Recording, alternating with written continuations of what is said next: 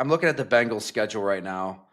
Uh, they have the Bills, then the Ravens, then the Dolphins, then the Cardinals, then the Browns. I mean, they can run the table. If they beat Buffalo, I think I would take Buffalo because they're so good at home. They found something with this run game. They're number one in the NFL. They'll do whatever they want against the Cincinnati defense. You sure would think. You would think. If Cincinnati somehow wins this game and they get to 5-8, I think they beat the Ravens, the Dolphins, the Cardinals, and the Browns, and they finish 9-8. Yeah, I think the Bills might be. I think they have a little something planned. I think they're ready to send Cincy home. I think they've had their Okay. fill of how the Cincy knows how to beat Buffalo. Like, you get sick of hearing that. You don't talk about it in the media. Promise you, the coaches are sick of it. Everybody is. Yeah. Yeah. You've been there. They're going to come back. They're going to smash this team, I think. I mean, that's the game that was a turning point for how they want to build the roster when they got shoved around by the Bengals in the snow in your house in the divisional round of the playoffs 2022.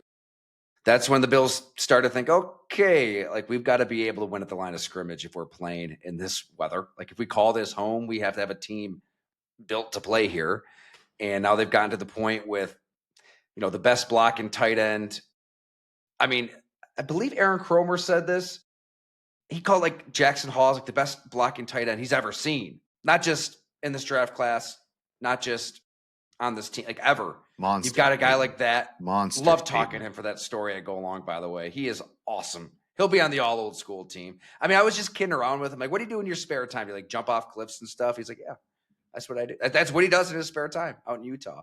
He does gainers, off of cliffs. So he's a wild man. No, I don't. Alec Anderson, he's nuts. I got to find this Alec Anderson quote.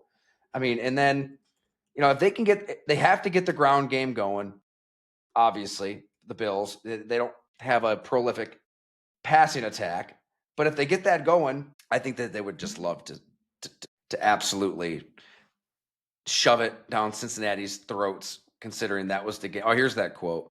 This is Alec Anderson. We were chatting during the postseason last year. Again, earmuffs. We just do our fucking job and there's nothing to talk about. That's what's wrong with today's society.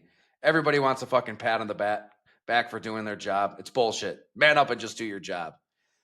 So you read that and you understand how he goes out there and they're just fine running the ball. Down Dawkins, down Brown. No, for Aaron Cromer, we know we've talked about him on this show. The respect I have for him and was working with him in New Orleans and part of that Super Bowl ring that we have.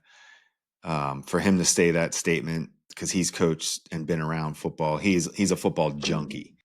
So for him to say that you're right. That's a powerful statement for sure. So you're predicting a blowout? I mean, you know how it is. Nothing's easy in the NFL, and you're going against Joe Burrow, and the Bills' defense still has not proven that they are where they want to be. But I think this is the week where I just have a feeling the Bills are sick of Cincinnati a little bit. Like, it's time to stop thinking you guys are on our level. Yeah, and like with the Ravens in that division, like I guess the Ravens will probably win it. They'll split. Yeah, at if least he's healthy. with Pittsburgh. You would think. Yeah. I watch those games. I don't understand. Like Keaton Mitchell, seems like whenever he touches the ball, good things happen, but he barely touches the ball. They still do some very strange things I feel like they have some solutions in house. I mean, Isaiah Likely, he had that crazy touchback in Cincinnati. Maybe that would have changed the game. I don't know. It's ugly. I'd still take Lamar, Derrick Henry, Zay Flowers, the Ravens in that division. But if Cincinnati somehow survives this game, it gets interesting. No doubt about it. Agree.